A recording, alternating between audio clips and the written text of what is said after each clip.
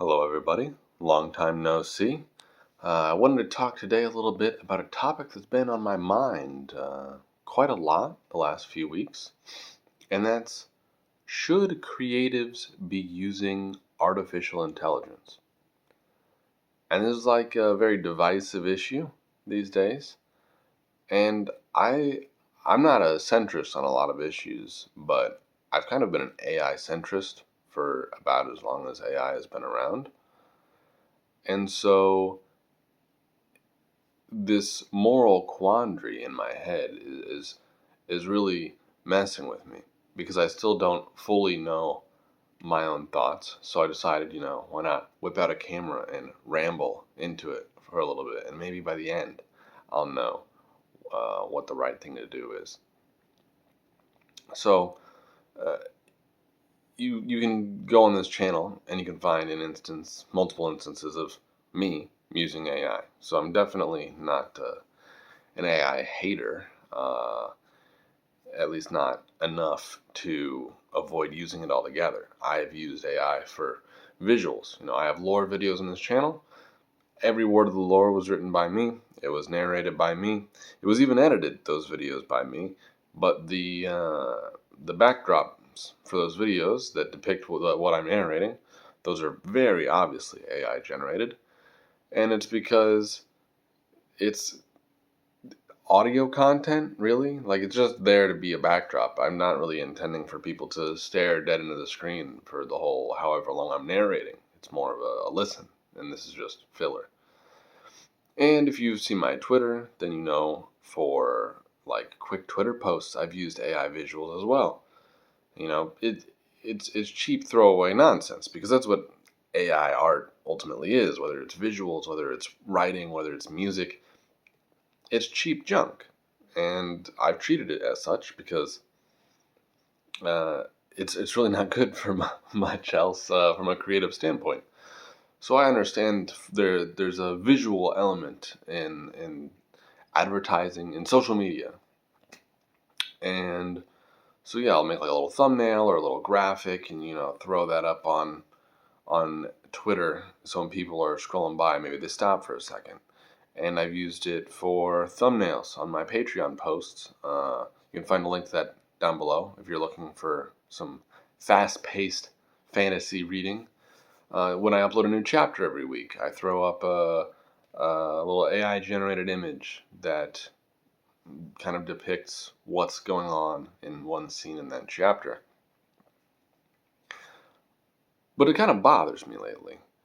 Um, there's a lot of like moral dilemmas about AI in general, with like how much electricity it consumes, or like the fact that these data centers are really really loud and they're like making constant loud droning noises next to where people live all the time and they can't get away from it. Like, that's all very horrible.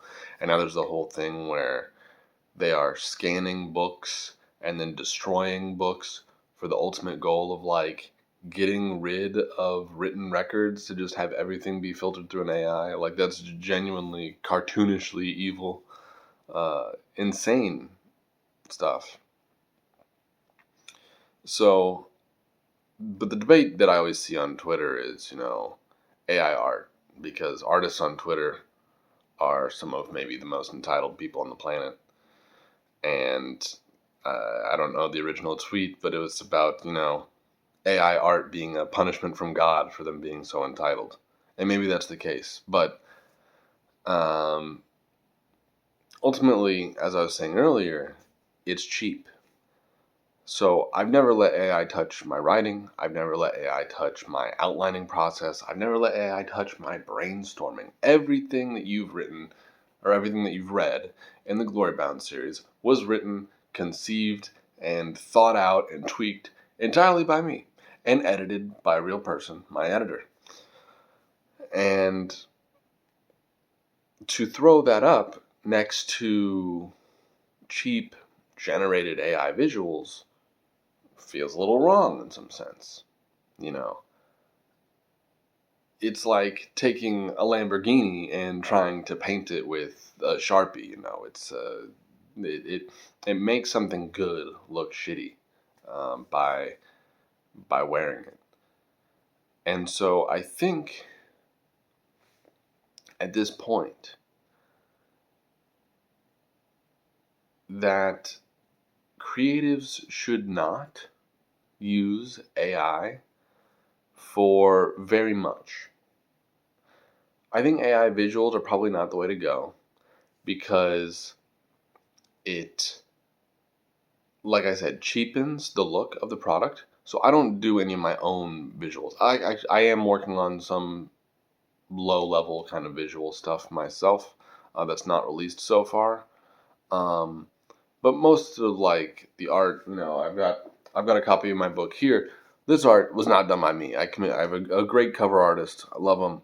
And this looks very, very nice. I've gotten a lot of compliments on this cover. I know a lot of people have bought the book to read it just because of this cover alone.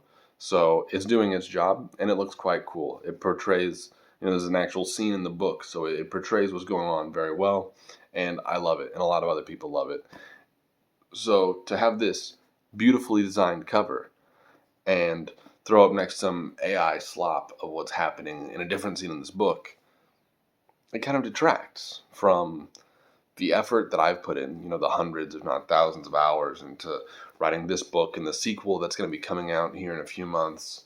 And, all the effort from my cover artist and my editor and the money I've spent for the cover artist and the editor, it kind of detracts from the whole thing. But I also wouldn't say that you should never use it for anything ever. Like, there's a lot of menial tasks. Like, I think, so I upload videos on TikTok and they get cross-posted here to YouTube. And I'm fairly certain when you take a TikTok video and you click the captions button, I'm fairly certain the captions are generated by AI. That's not the end of the world kind of use case for AI. Or Photoshop. There's certain tools on Photoshop that have been using AI long before generative AI has been a thing.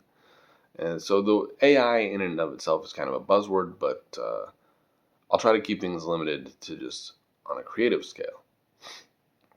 And I think AI could have some uses as far as like scheduling goes or something like that. Like if you need a content schedule or a sort of, I wouldn't trust it to build like a full roadmap, but if you just need some guidance on like a logistical problem, you're like, I have this thing going on, I have this much money or this much time or with some sort of constraint, I think you can use it as a kind of tool to organize things.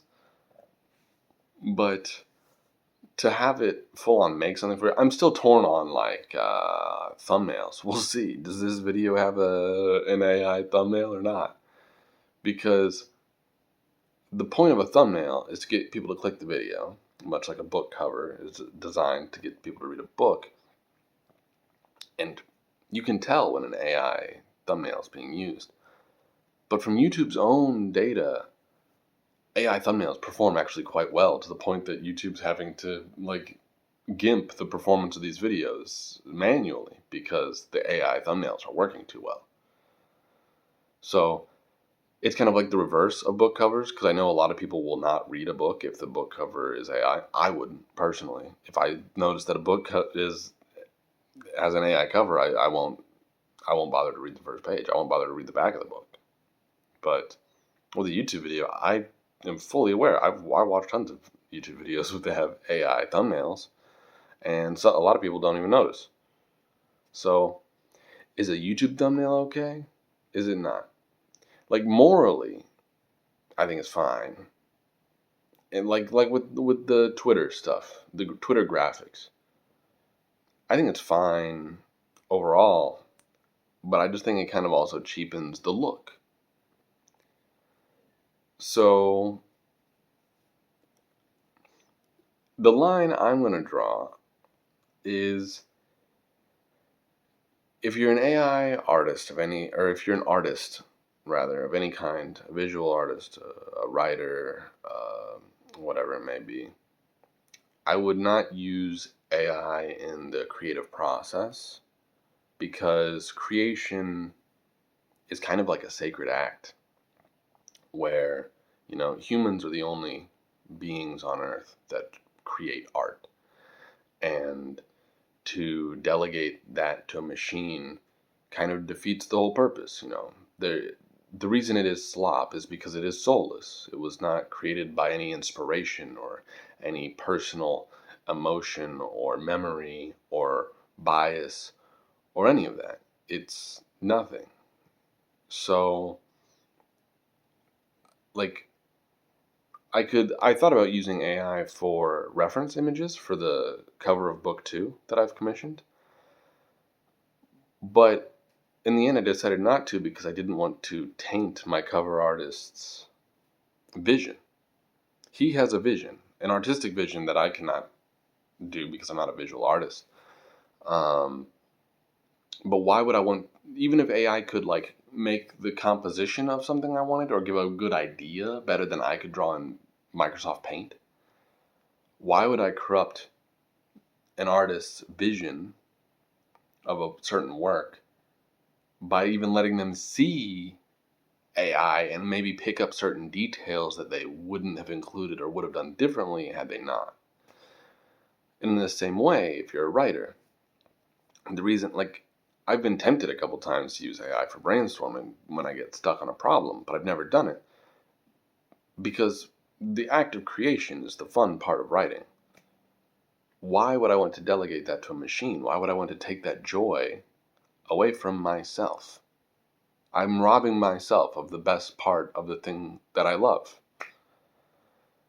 And it also hurts your vision as an artist because it introduces seeds of things that you never would have thought of. But, and some people might think that's good. Oh, I never would have thought of that. But then is it really your work? If you needed a giant computer database to feed you an idea, it's not your idea. And so that piece of art is then less yours. So I wouldn't use it to help make your own art. And I think I also wouldn't, moving forward, I'm going to backtrack on my own practices because, as I said earlier in this video, I was using AI visuals to go alongside my writing. But I think I'll go a step further on that now to say that you shouldn't pair your art directly with things made by AI. And it could also come back to bite you in a marketing sense because sometimes people will see that you've used any AI for anything at all ever, and they'll assume everything you do is AI, which is pretty ridiculous. But it does, by association, kind of taint the well, if you understand what I'm saying. So, yeah, I guess it's kind of an open conversation. If you have strong thoughts one way or another, or maybe you're a centrist like me on this topic, you can comment down below and give your 2 cents, and maybe we'll culturally, as a civilization, something like that, move a little bit more towards a sane world with AI in it, because it's pretty clear that AI is not going anywhere, probably, anytime soon. And so how to navigate that is a real struggle, So I'll see you all in the next one. If you're down, again, for a fast-paced fantasy read, I write books. I write fantasy books. I'm a big fantasy nerd. Got Glorybound, Tyranny of Stone, book 1 of the Glorybound series. If you sign up to the email list on my website in the description, you can get a free short story that runs parallel to this book here. It's also free on Kindle Unlimited if you're subscribed to that. And we have book 2 coming out in several months. We'll be running a Kickstarter for that where you can pre-order the hardcover copies. And the hardcover editions of book 1 will be coming back as well with all of the cool character art that now I can't find in it. So there we go. Some cool character art of the cast in there. So you can sign up to all that. You can buy the book. You can join the Patreon. You can do the email list, all that cool stuff below. Remember to subscribe to get to the next video, and I'll see you then. Bye-bye.